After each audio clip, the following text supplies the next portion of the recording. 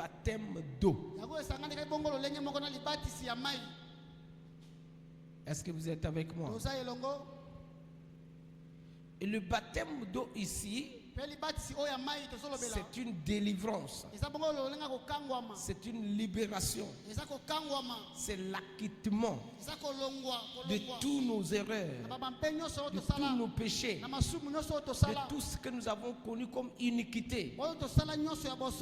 La croix vient mettre fin à tout cela. La croix vient mettre barrière entre nous et notre ennemi.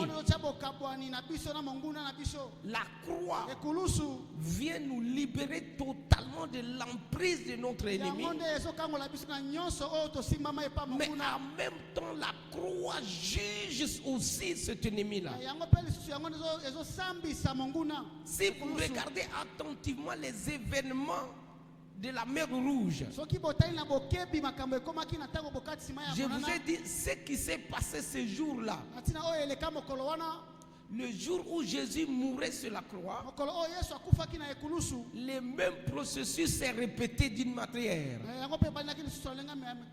Premièrement, il était dit que lorsque Jésus mourait sur la croix, dans ce vendredi ou ce jeudi, selon certains théologiens,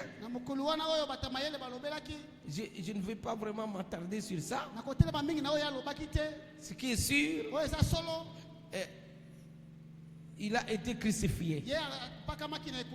Et il est ressuscité 3 jours après. Ça, c'est la vérité. Maintenant, c'est jeudi, c'est vendredi. Ça, la Bible ne donne pas de précision. On ne doit pas vous fabriquer des précisions. Mais les événements avant que Jésus ne meure sur la croix, je vais vous faire remarquer des choses qui sont absolument similaires à ce qui s'est passé avec Israël lors de leur libération totale de l'emprise d'Égypte. Premièrement, Dieu va faire immoler l'agneau. Il va verser d'abord le sang. Lorsque le sang est versé, il va se passer 2 choses. La première, c'est que dans le camp de leur ennemi, leur oppresseur, il y a des larmes. Des gens pleurent leur premier-né. Le jugement de Dieu est tombé dans le camp de l'ennemi. Et j'ai dit, à chaque fois que vous franchissez la croix, il y a ces 2 événements qui se produisent toujours. Ça veut dire quoi? Vous qui franchissez la croix, vous allez connaître la libération. Vous allez quitter, selon Colossiens 1:12, de la puissance de Satan, des ténèbres, et vous allez basculer à la lumière. C'est ce qui est dit dans Colossiens 12, n'est-ce pas? Il dit, il nous a délivrés de la puissance des ténèbres et nous a transportés dans le royaume du Fils de son amour, là où il y a la lumière. Ce n'est pas fini. Là où il y a la rémission des péchés et la rédemption. 2 choses différentes. Donc, un grand mystère. Amen. Vous comprenez? Amen. Alors, ici, comment décortiquer ces 2 événements par rapport à la mer Rouge? Regardez, lorsque Israël immole l'agneau, quand ils ont immolé l'agneau, ils étaient dans un camp et l'Égypte était dans un autre. Maintenant, dans le camp des Israélites, on a dit de prendre le sang de l'agneau et de oindre au linteau de leurs portes. Est-ce que vous êtes avec moi? Est-ce que vous me suivez? Qu'est-ce que cela voulait signifier? Le même sang qui va porter Donc une protection sous votre toit. De l'autre côté où il n'y a pas le sang, une porte d'accès pour juger l'ennemi est ouverte. Grand mystère. Est-ce que vous me suivez? Est-ce que vous me suivez? Donc ici, on voit que Israël, chez eux c'est la joie. C'est l'action de grâce. Enfin, leurs ennemis les libèrent de partir comme ils l'ont souhaité. Mais entre-temps, ils refusaient catégoriquement de les libérer. Mais lorsque le sang de l'agneau est versé, c'est lui qui ne voulait même pas les libérer s'est senti obligé de le faire. Et ça, c'est le mystère de la croix. La croix a un mystère caché. Donc, quand vous accédez au mystère de la croix, l'ennemi ne sait plus contrôler votre vie. Il ne sait plus oppresser votre vie. Il perd tout contrôle sur votre vie. Il perd toute bataille engagée contre votre vie. Mais ce n'est pas fini. Ce même ennemi est aussi en même temps jugé. Est-ce que quelqu'un me comprend? Est-ce que quelqu'un me comprend? C'est très important. Maintenant, j'ai dit, quand on est chrétien, il ne faut pas croire que tout est fini. Parce que l'ennemi qui dit, bon, allez-y, je vous libère, peut du jour au lendemain changer d'avis. Peut du jour au lendemain changer d'avis. C'est arrivé avec Israël. À peine il a vu le jugement, à peine il a fini d'enterrer son premier-né, il dit encore, non, on va aller nous aussi tuer les premiers-nés des Israélites. Même s'ils sont déjà partis, poursuivons-les. Et ils ont commencé à les poursuivre. La croix va encore faire une autre œuvre. Tout ce processus est dans l'œuvre que Jésus a accomplie. Ils les ont poursuivis. Ils arrivent devant la mer Rouge. Face à la mer Rouge, devant eux, il y a un obstacle. À leur droite, il y a une montagne. À leur gauche, il y a une montagne. Donc, ils ne peuvent pas monter avec leurs troupeaux et leurs enfants. Maintenant, derrière eux, l'ennemi en colère, acharné contre leur vie, est en train de courir pour venir vers eux. Et le peuple commence à murmurer. Le peuple commence à parler. Ah, c'est fini. Est-il pour la mission? Est-ce que quelqu'un comprend ce que j'ai dit? Mais là encore, Moïse va mettre en exergue le mystère de la croix. Il dit à Dieu, l'ennemi qui nous a dit de partir, le voilà derrière. Et Dieu lui dit, tu as le bâton? En d'autres termes, tu as la croix? Il dit oui. Il dit maintenant, tends la croix vers eux.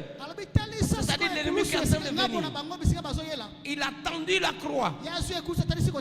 Est-ce que vous comprenez? Le bâton de Moïse, nous appelons ça la croix parce que c'était ça la préfiguration.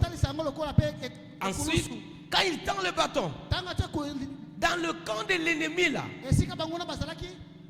on voit rapidement des ténèbres. Il dit d'épaisses ténèbres au point qu'on pouvait toucher les ténèbres comme je touche la chair là. Vous comprenez un peu? Il peut faire noir dans l'église. Mais si je te dis de toucher les ténèbres sur la tête de ton frère ou ta soeur, tu ne sauras pas, n'est-ce pas? Mais ici, il y a eu des ténèbres comme un mur. On peut toucher. Et l'ennemi ne peut plus avancer. Israël est devant un obstacle. Est-ce que vous comprenez le mystère? Donc Israël est devant un obstacle qu'on appelle la mer rouge. Et il voit l'obstacle. Mais dans le mystère de Dieu, lui veut les baptiser. Il veut enterrer leur vieil homme. Pour que quand il franchit la mer rouge, une nouvelle vie commence pour eux.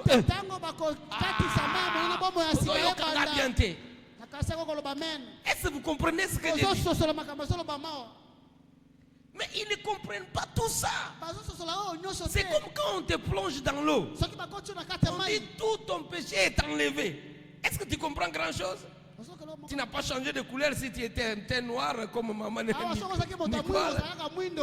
pas changé de couleur. Si tu étais teint clair comme maman ici, tu n'as pas changé de couleur. Mais il dit ton péché est aspiré. Tes iniquités sont enlevées. Ton vieil homme est mort, enterré. Est-ce que vous comprenez un peu? Alors, est-ce que quand Israël était devant la mer rouge, Israël pouvait comprendre que la mer rouge qui était devant eux, c'était un acte prophétique qui expliquait leur enterrement, qui expliquait leur séparation avec l'ennemi pour toujours, du moins l'ennemi d'Égypte. Amen. Est-ce que vous comprenez? Parce que plus tard, ils vont rencontrer sur le chemin des ennemis, oui ou non? Mais au moins l'ennemi de leur servitude là qu'ils ont été acquittés, affranchis, ils ne le verront plus selon les paroles de Moïse. Moïse leur dit, il dit, cet ennemi que vous voyez là où j'ai fait les ténèbres, là où il y a les ténèbres, s'il y a les ténèbres chez eux, chez l'ennemi, maintenant au milieu d'Israël, ils doivent faire comment pour avancer? Il faut la lumière.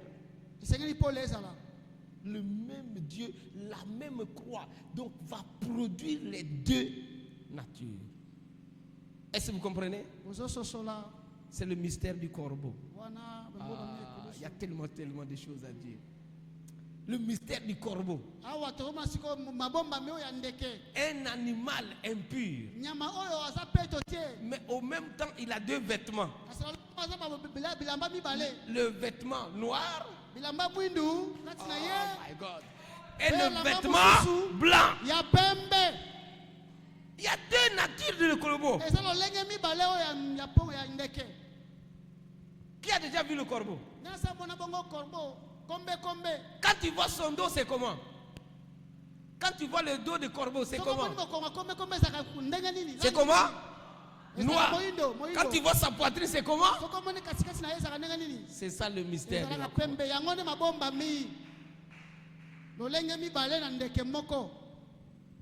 Est-ce que vous comprenez? C'est ça le mystère de la croix. Et c'est ça que Dieu cherche à nous expliquer. Dieu cherche à nous faire comprendre. Cette croix que vous voyez de façon, je ne sais pas, elle explique tout ça. Regardez un prophète. On dit, il est arrivé au torrent de Kijon. Il s'est assis là. Et Dieu dit, j'ai ordonné à un corbeau de venir te nourrir. Ah. Comment un animal impur amène une nourriture sanctifiée à un homme de Dieu, un saint de Dieu, un prophète? Grand mystère. Grand mystère. Alléluia. Amen. Écoutez, quand vous prenez le corps et le sang de Jésus, quand vous mangez, naturellement, c'est soit un pain, soit quelque chose d'une farine fabriquée, quelque chose que vous-même vous avez fabriqué, n'est-ce pas? Et au même moment, on vous dit, si vous mangez ça, si vous buvez ça, ça vous donne la vie éternelle. Comment quelque chose de naturel peut produire quelque chose d'éternel?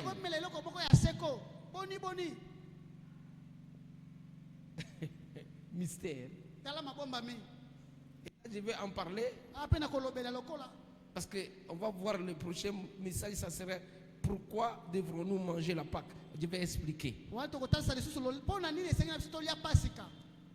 Beaucoup de gens ne savent pas. Même il y a des chrétiens, pour manger la Sainte Seine, là, ils ont beaucoup de problèmes. Hein. Ils ont trop de préjugés dans la tête. Je vais expliquer. Pour que, donc, équivoque, on a nous surtout longo na mutu. Donc, Amen. Au bénéficier de notre trésor en Zambie. Alléluia. Amen. Est-ce que vous êtes avec moi? On va en parler, on va expliquer. C'est très important. Alors, ce peuple d'Israël, Moïse leur dit, vous voyez l'ennemi, vous voyez les ténèbres de lui. Et en même temps, qu'est-ce que Dieu fait? Un grand mystère. Quand il y a les ténèbres dans le camp de l'ennemi, est-ce que tu peux voir encore tout ce qui peut t'intimider pour avoir peur de lui? Non. Donc Dieu cherchait à ce que dans le camp de l'ennemi, il y ait des ténèbres. Pour que toi, tu ne vois pas ce qui se passe chez lui. Là. Il est en train de venir contre toi. Avec quelle arme? Dieu dit ce n'est pas important de voir son arme. Parce que tout l'arsenal de l'ennemi, là, Dieu lui-même, il a déjà pris le soin de s'en charger. Donc tu n'as pas besoin de voir.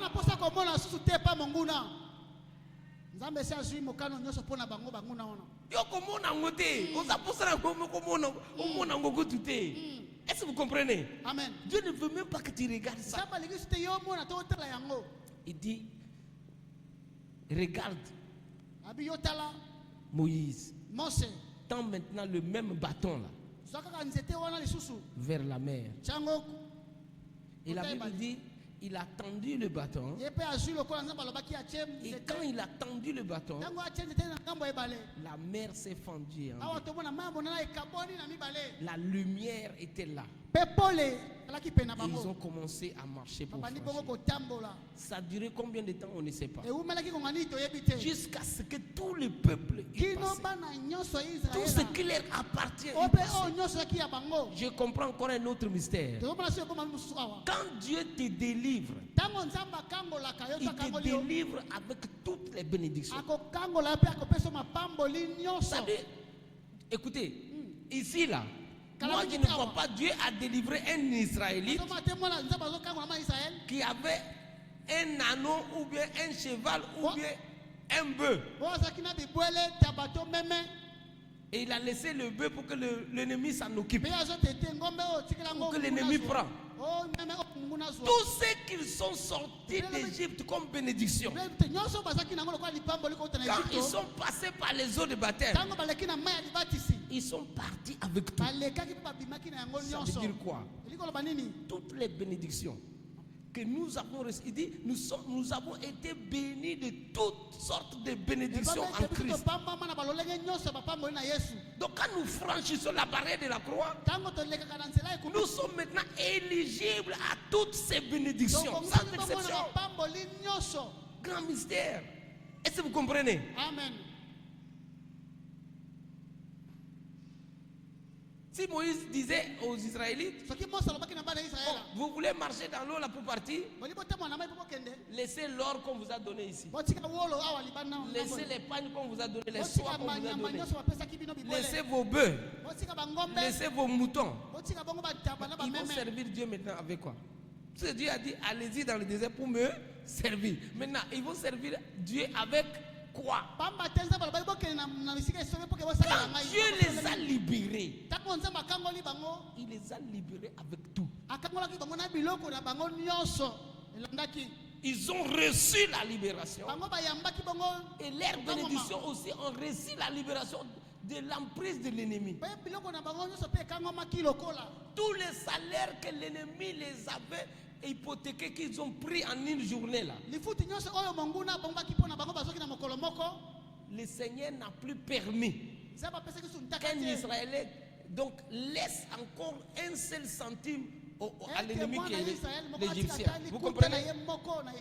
C'est pourquoi j'ai dit, si tu as passé par la croix, tu as rencontré le Christ ressuscité, tu es passé par les eaux de baptême, toute personne qui veut te piller, je l'abandonne au pillage au nom de Jésus.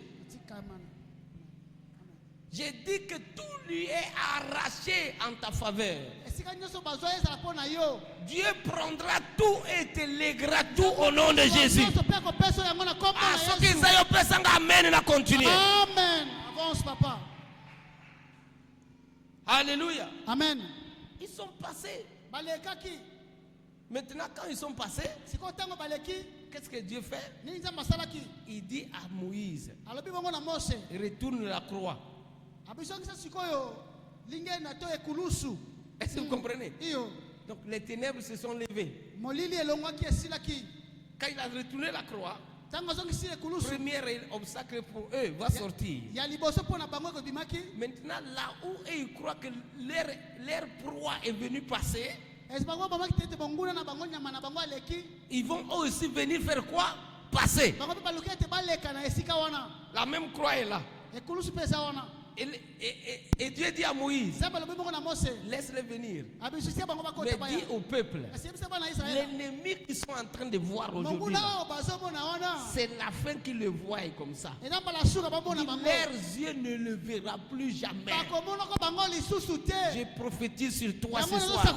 Si tu es passé par la croix, tout ennemi qui était acharné contre ta vie, tu ne le verras plus jamais. J'ai dit tu ne le verras plus jamais. Amen. Tu ne le verras plus. Dieu, c'est un juste juge. Quand il juge, il juge pour des bons. Tu ne le verras plus jamais. Il dit à Moïse, remets la croix dans sa facette du jugement. Quand il avait mis comme ça, c'est dans sa facette de la délivrance, de la libération, du salut, des témoignages, des actions de grâce.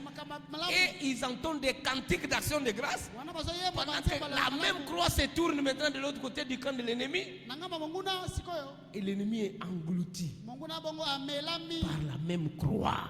L'ennemi est englouti dans l'eau. Il est emporté. Et lui, et ses armes, et son armée, et son roi, tout le monde embarqué dans l'eau. L'eau du jugement. Quand il rentre dans l'eau, ton vieil homme qui est la marque de Satan dans ta vie pour t'oppresser, te malmener, te torpiller, te faire tout. Quand il rentre dans l'eau, le vieil homme, selon Ephésiens 6, versets 5 et 6, lui aussi, il est jugé de la même manière. Donc l'ennemi n'a plus rien. C'est pourquoi quand Jésus dit, Satan vient et il n'a rien en moi. Quand il rentre, tu passes par la croix, Satan va venir, mais il n'aura rien. C'est ce que Dieu fait. C'est ça l'avantage de la croix. C'est ça le bénéfice de la grâce. Satan viendra. Autrefois quand il venait voir ta colère, il venait voir tes péchés, il venait voir tes adultères, il venait voir l'adoration de tes parents. Et il avait plusieurs portes pour agir dans ta vie. Maintenant, quand tu passes par la croix, lorsque tu passes automatiquement par la croix, tu entres dans les eaux du baptême. Ton vieil homme qui avait ouvert des millions de portes pour Satan, il est décimé. Exactement comme Pharaon et son arsenal englouti dans la mer Rouge. Vous comprenez? Ça, c'est le premier mystère. Je vous ai approfondi ce que j'ai dit hier. Il y a beaucoup à dire sur ce thème-là, le rocher frappé. Amen. Maintenant, nous avons dit que la foi chrétienne traduit 2 baptêmes. Alléluia. Plus le revêtement. Amen.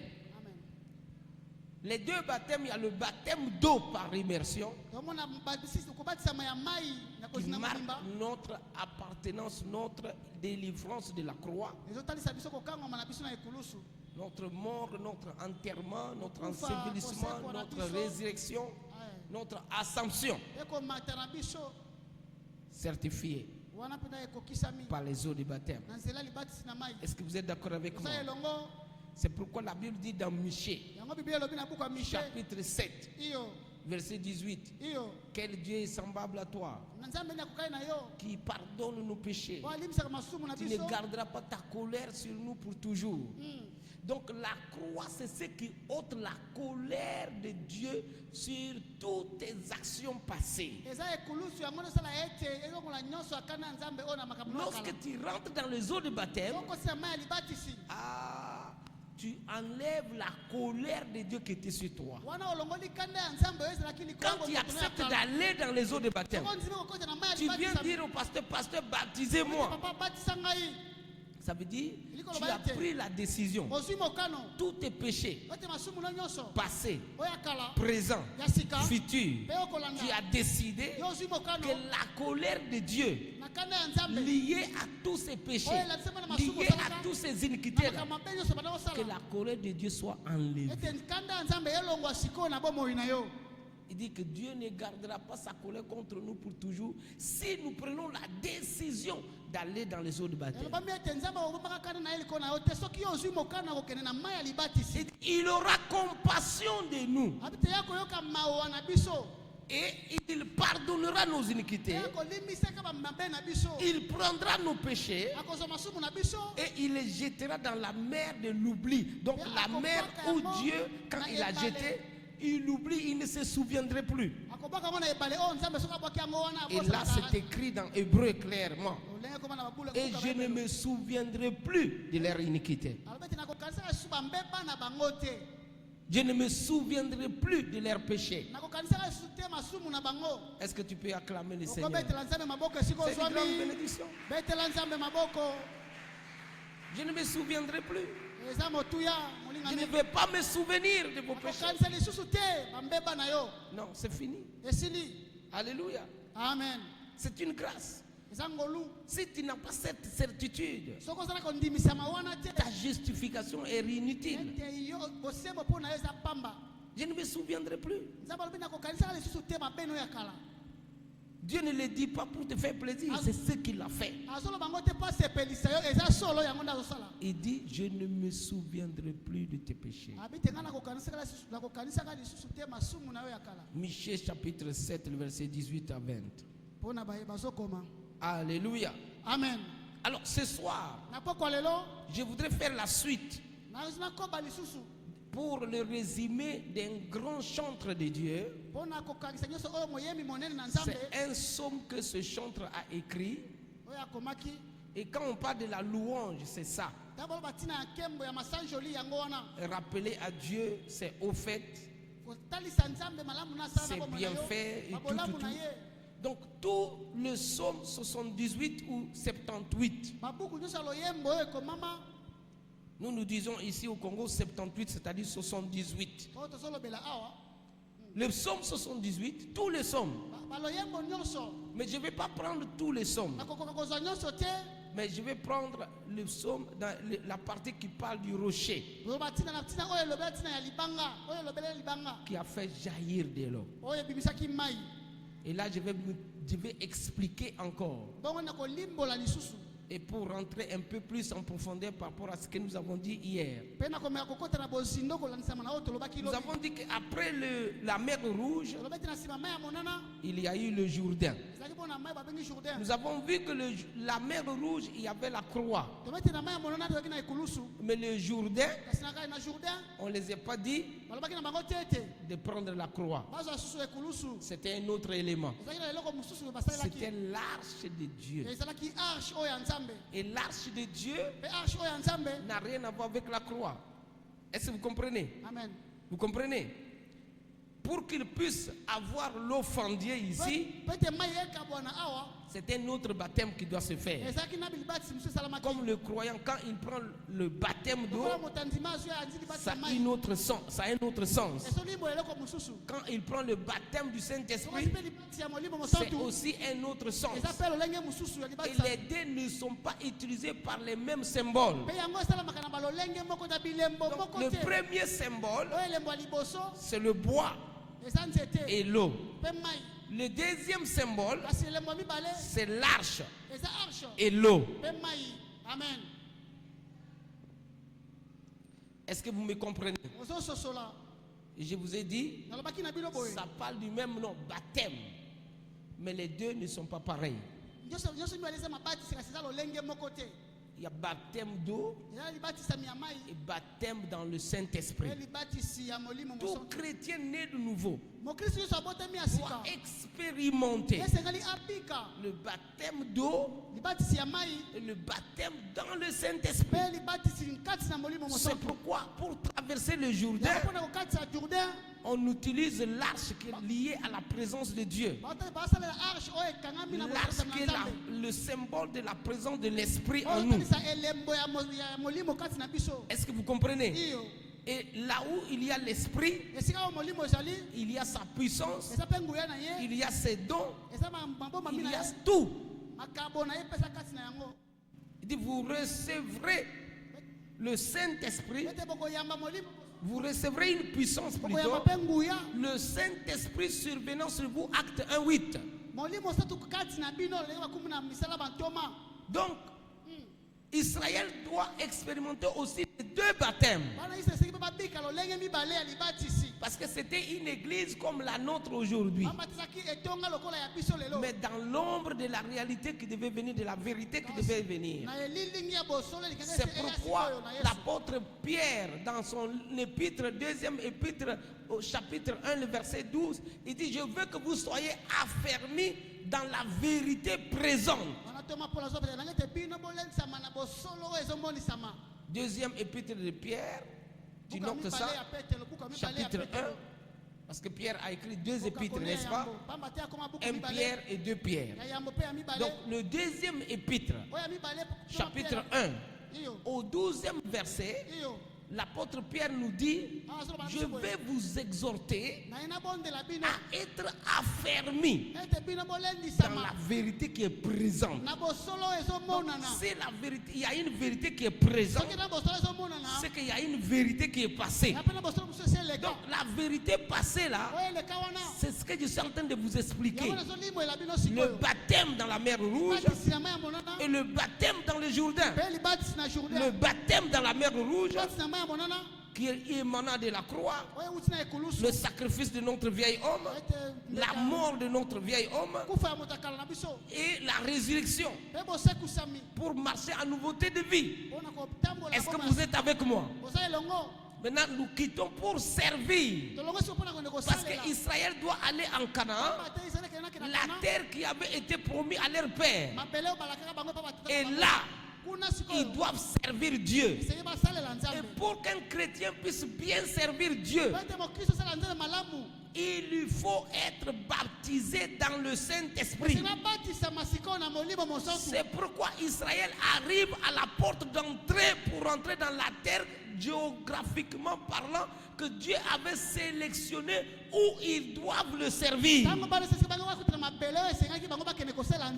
Et là, qu'est-ce qu'ils font? Ils vont voir que Dieu va les faire passer par le baptême dans l'esprit. Mais l'esprit de Dieu n'était pas en eux. Grande différence. Ils vont recevoir le baptême. L'Esprit était sur eux. C'est pourquoi ils devaient pas en eux. Mystère. Est-ce que vous comprenez? Amen. En portant l'arche, ils vont entrer dans l'eau. L'eau va encore céder. Ils vont avoir le baptême sur eux. Mais l'Esprit n'était pas en eux. Et c'est ce que l'apôtre Pierre a appelé la vérité passée. Maintenant, nous qui sommes de la nouvelle alliance, nous qui sommes des enfants de Christ, nous sommes dans la nouvelle alliance. Dans cette nouvelle alliance, première vérité, nous ne bénéficions pas des animaux. Est-ce que vous êtes avec moi? Notre sacrifice n'a rien à voir avec un animal élevé par un homme. Non. C'est pour cela que notre sacrifice est parfait. Pourquoi notre sacrifice est parfait? Et le sang de notre sacrifice peut être agréé sous la terre, sur la terre et dans les cieux. Mais le sacrifice des animaux ne pouvait pas avoir un langage même jusqu'à sous la terre. Il ne pouvait pas atteindre les cieux. Ça s'est limité seulement sur la terre. Amen. Est-ce que vous comprenez? Amen. Mais le sacrifice et le sang dont nous bénéficions a un langage qui franchit non seulement les sous-sols, la terre, dans les cieux. Jésus ressuscité, il dit, laisse-moi aller d'abord. Ne me touche pas. Laisse-moi monter d'abord. Il dit à Marie de Magdala, laisse-moi monter. Et il est monté, il a présenté le sang. Et Paul écrit pour dire que, plus tard, il dit que son sang a purifié les cieux, c'est-à-dire le tabernacle céleste. Vous comprenez? A été purifié. Pas par le sang des animaux, non. Le sang qui nous a purifiés, c'est le sang qui a purifié le tabernacle céleste. Amen. Amen.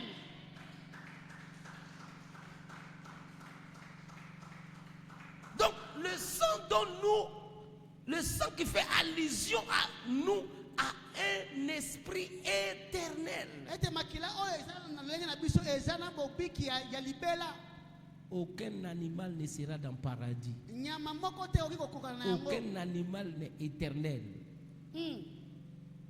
Tout l'animal a une âme, mais qui est limitée.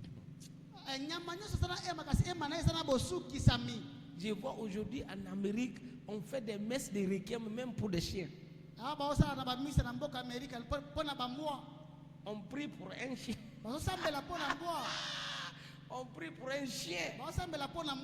Pour que la porte du paradis soit ouverte pour le chien.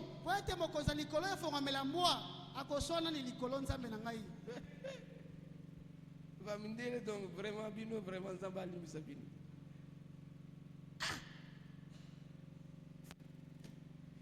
qui a tellement l'argent, il ne sait pas ce qu'il fait. À quel qu'on peut s'en bon pas prêtre? Prêtre, à ça les messes de récré pour n'emboire naïe, moi à couper. Quel sacrilège. Est-ce que vous comprenez ça? Et il y a des prêtres qui célèbrent des messes pour les chiens.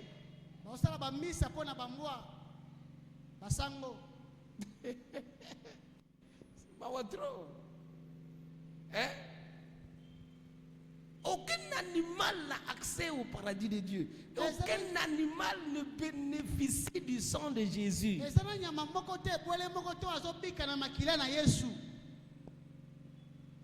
Est-ce que vous comprenez? Est-ce que vous comprenez? Le baptême dans l'Ancien Testament n'a rien à voir avec le baptême. C'était l'ombre, dans la vérité là. Ça passe pas. Dans la réalité, Israël était passé avec les animaux, les bœufs, les vaches, les coqs. Ils sont passés. Mais en Christ,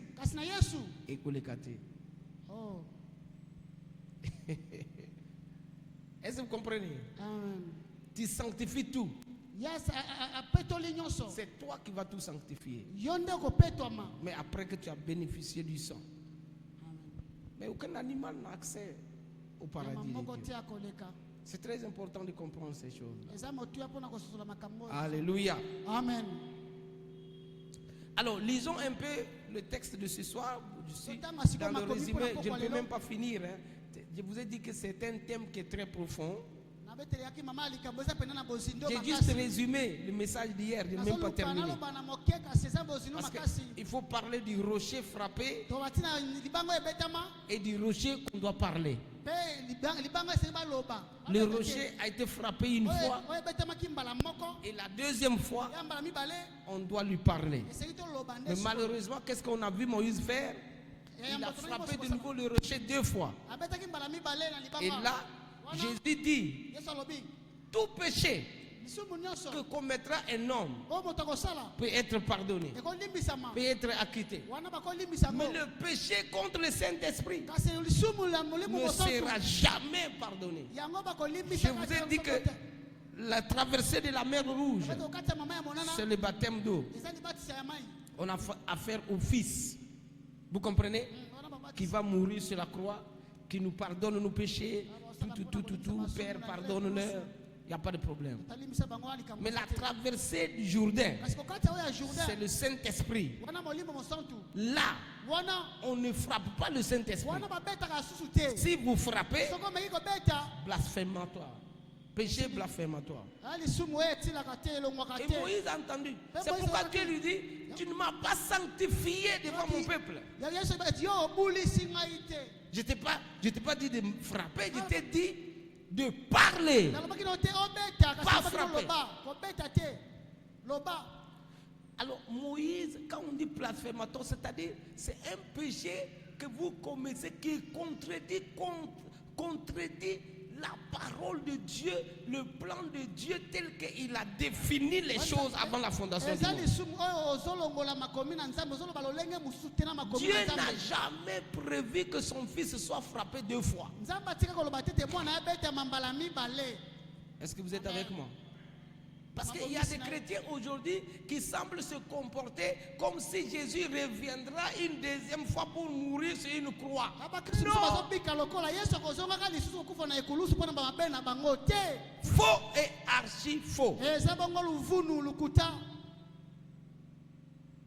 Non.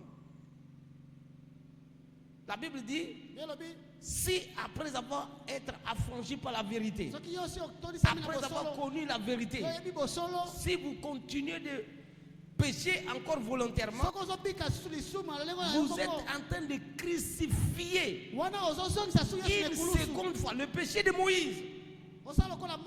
Dieu lui a dit, je ne te pardonnerai pas. C'est tellement profond ce message. Je le sens dans mon esprit. Écoutez, Dieu dit à Moïse, si vous péchez volontairement, après avoir connu la vérité, il n'y a plus de pardon. Maintenant, Moïse, avant de frapper le rocher 2 fois, il connaissait la vérité, oui ou non? La vérité était sortie. Dieu lui avait parlé. Dieu lui a dit, parle. Et lui, il a frappé 2 fois. Ça n'a rien à voir avec ce que Dieu lui a dit. Conséquence, Dieu dit, vous voyez? Vous comprenez?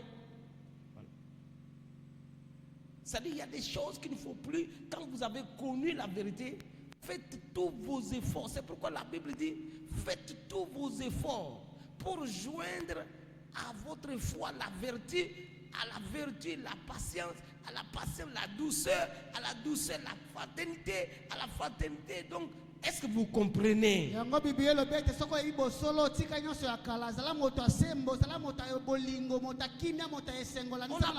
Dieu fera les efforts. Il dit toi, fais tous les efforts pour joindre ces éléments-là. Et tu verras la vertu, quand tu vis dans une vertu, je vais vous expliquer ça une autre fois. Ça dit, chaque mot ici pèse et doit refléter un caractère d'un mot Christo, c'est-à-dire d'un quelqu'un qui est chrétien, un enfant de Dieu. C'est-à-dire que le comportement que tu dois présenter, le lingue nayo libosabato, tout ça, ça y est dans ces éléments-là. Est-ce que vous comprenez? C'est très important. Alors, les rochers frappés et les rochers qu'on doit parler. Alors, regardons ensemble dans le livre de Psaume 78. Je vais clôturer là. Malheureusement, je ne saurais pas parler du manteau de Saül et de Samuel déchiré par Saül. Mais lisons ici, je vais expliquer peut-être demain. C'est le texte de base de ce soir. 78, 14. La Bible dit, c'est Asaph qui écrit, un grand chantre de Dieu. Il dit, j'ouvrirai la bouche. Ça c'est le verset 2. Il dit, j'ouvrirai la bouche par des sentences, je publierai la sagesse des temps anciens. Donc il est en train de chanter pour Dieu. Et je saute pour arriver. Vous allez méditer tous les psaumes. Moi je l'ai médité ce matin. Tous les psaumes ici, je l'ai médité ce matin. Vous allez les méditer. Mais là, je vais vous prendre juste une partie qui concerne notre thème. Le mystère du rocher frappé. Ok? Alors, il dit au verset 14, il est conduisit le jour par la nuée et la nuit par un feu éclatant. Ok? C'est pas fini. Il fendit des rochers dans le désert et il en donna à boire comme des flots abondants. Alléluia. Alléluia. Il dit du rocher, il fit jaillir des sources et coula des eaux comme des fleuves. Du rocher. Ça, ici, asseyez-vous. Regardez. Regardez ici. Si quelqu'un comprend exactement le mystère que je suis en train de déchiffrer depuis hier, ce verset ici fait allusion à une parole que Jésus a dit. Et c'est ce que je viens d'expliquer entre Mer Rouge et Jourdain. Et si je vous pose la question, ce texte que je viens de lire, du rocher, il fit jaillir des sources comme des eaux, des fleuves. Dans le Nouveau Testament, à quel mystère biblique ou parole biblique on peut lier cette parole prophétique de Asaph?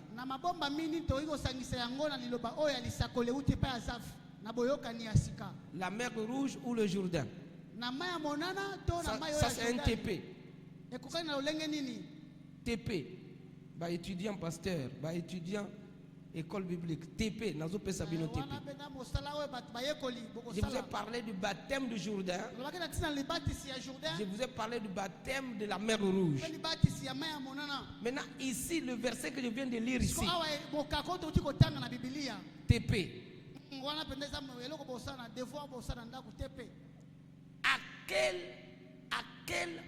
À quel baptême on peut attribuer ce verset?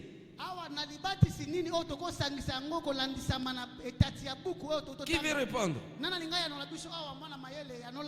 Le verset 16 là de Psaume 78. On peut l'attribuer à quel. Et puis il y a un verset qui le dit clairement dans le Nouveau Testament. et qui montre tout ce que j'ai expliqué ici.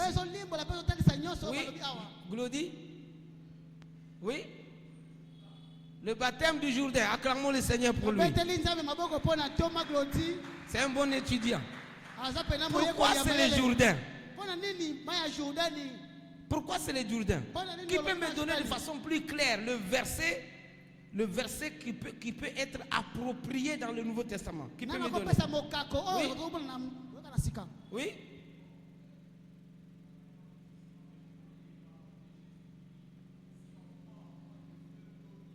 Merci.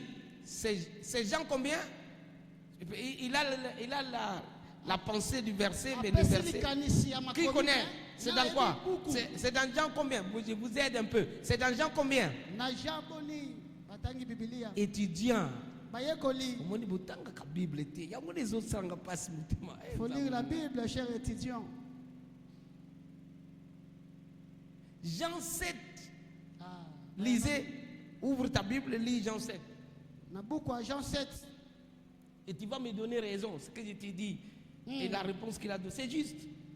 Vous allez voir que c'est juste. Qu'est-ce que Jésus dit dans Jean 7, le verset 37 et 38? Regarde avec moi. Tu vois, ça c'est un grand mystère. Est-ce que des rochers ou de la mer Rouge, lorsqu'on parle de la... Est-ce que vous pouvez sortir tous ces éléments-là? Regardez. Vous voyez, non? C'est ça que je parle du mystère. Et c'est comme ça qu'on étudie la Bible pour recevoir la révélation. Et quand vous recevez la révélation, vous êtes rassasié, vous êtes gonflé comme ça. Satan a peur de vous. Oui, Satan a peur de toi. Il va avoir peur de toi. Jean 7. Est-ce que vous voyez? De façon plus claire, c'est Jean 7. Sans ambiguïté, c'est Jean 7, 37. Les 37 et 38, on va les lire. Il dit les derniers jours, le grand jour de la fête, donc la Pâque. Vous voyez? Vous voyez pourquoi je fais allusion à ça? Parce que tout ça, et regardez, ce n'est pas fait n'importe où. Le jour où Jésus le disait, c'était le jour de la fête. La fête là, c'est quelle fête? La Pâque. Est-ce que vous comprenez?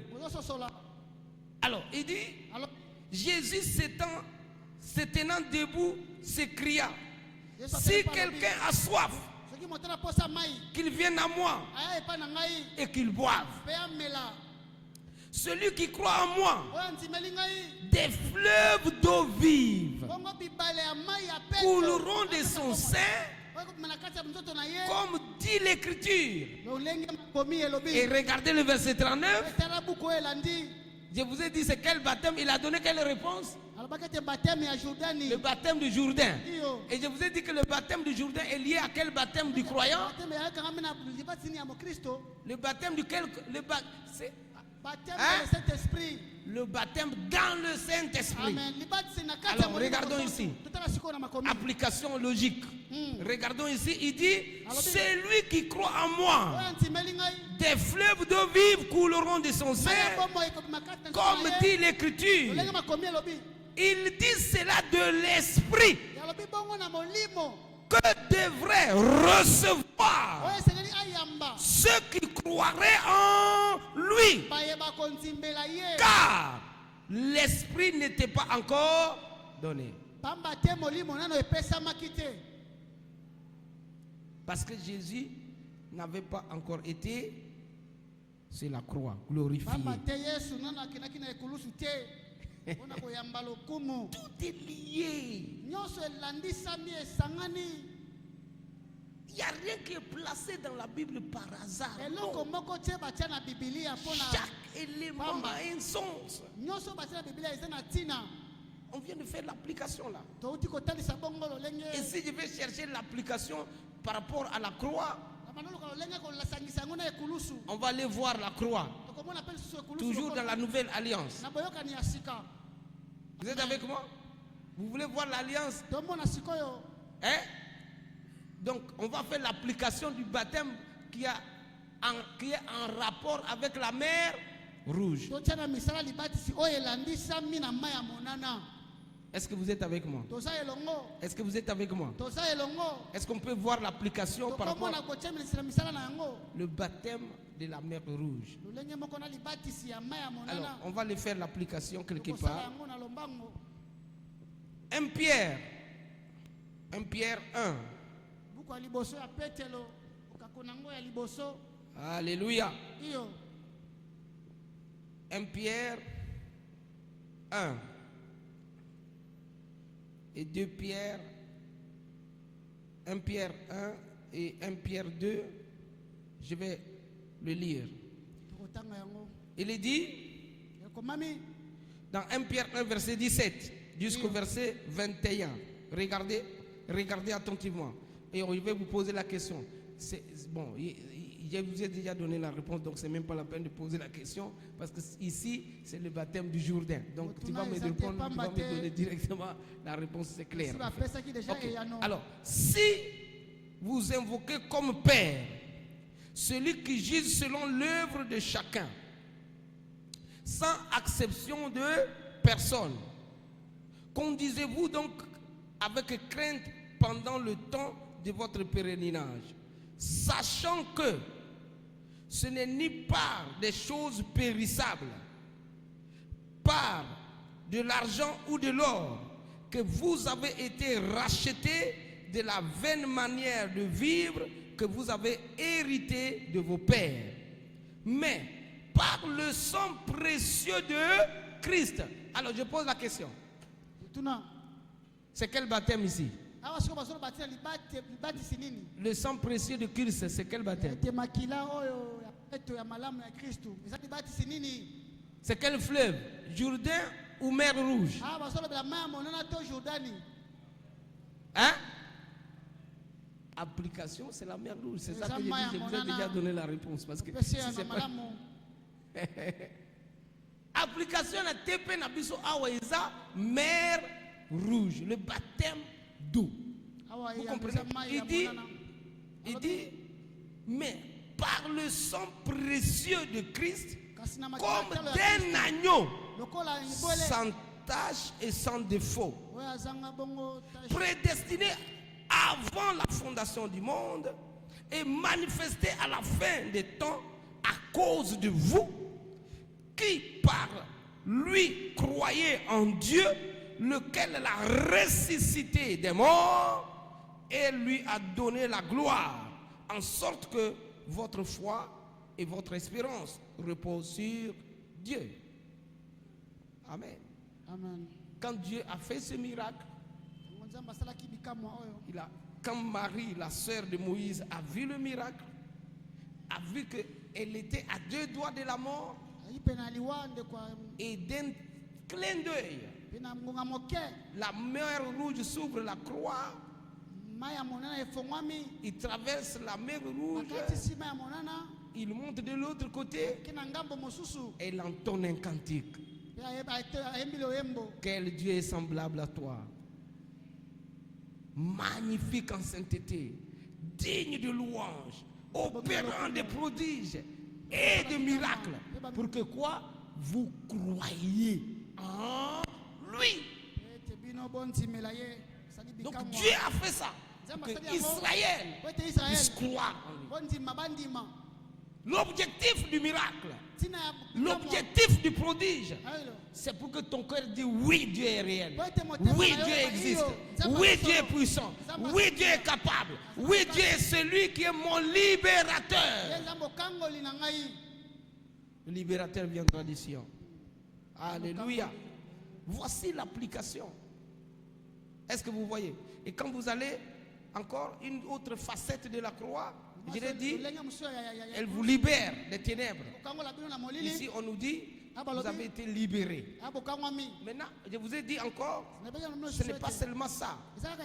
Elle vous libère aussi physiquement de la maladie, de quoi, tout ça. Et là, on va encore dans la mer Rouge. Donc, lorsque vous franchissez, vous êtes libérés. Vous allez voir que Israël a marché dans le désert. Personne n'a souffert d'une maladie.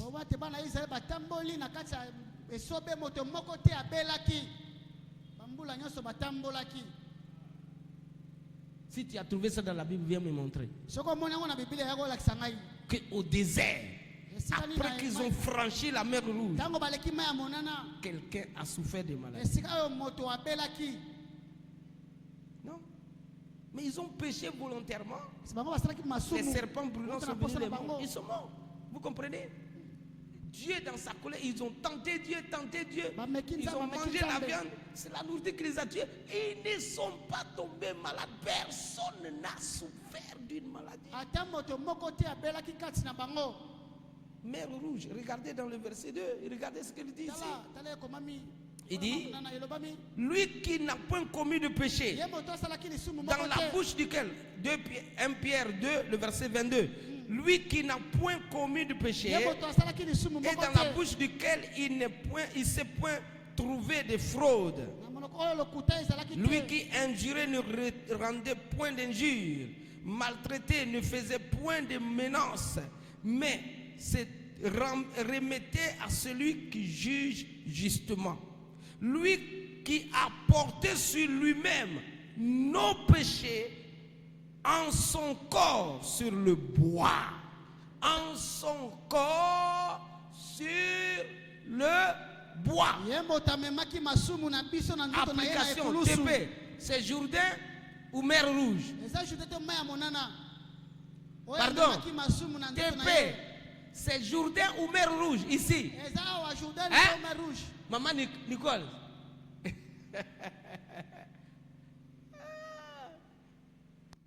C'est ça. Eschatologie, c'est ça qu'on est en train de faire. Est-ce que vous comprenez? C'est ça. Hein?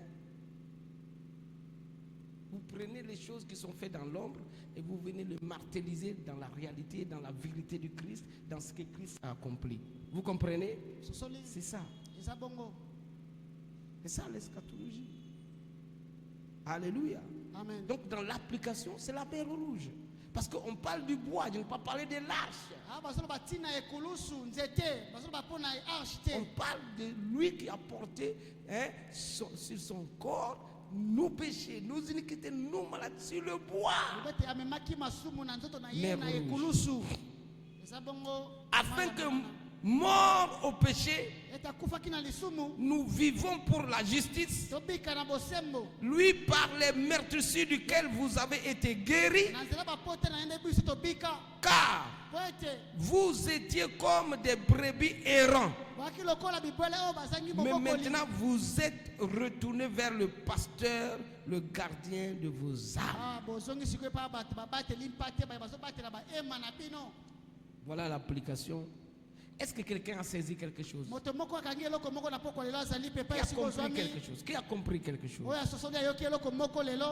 Amen. Amen. C'est très important. L'objectif que nous poursuivons, c'est que vous soyez éclairés et vous soyez enceintes des multitudes de révélations. Et cela va vous aider à aller de gloire en gloire. Affronter des défis où vous n'avez pas besoin même d'appeler le pasteur. Vous pouvez parler au diable parce que vous savez qui vous êtes. Vous savez ce qui est en vous. Vous savez ce que vous avez. Amen. Jésus a dit, un homme ne peut donner que ce qu'il a reçu du ciel. C'est Jean-Baptiste qui l'a dit. Jean-Baptiste qui l'a dit. Dit un homme ne peut recevoir que ce qu'il a reçu du ciel. Et il ne peut donner que ce qu'on a. On ne peut pas donner ce qu'on n'en a pas.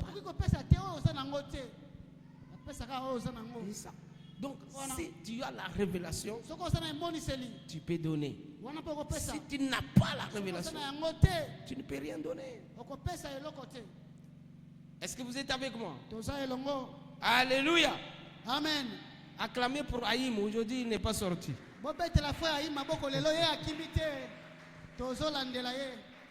Alléluia. Amen.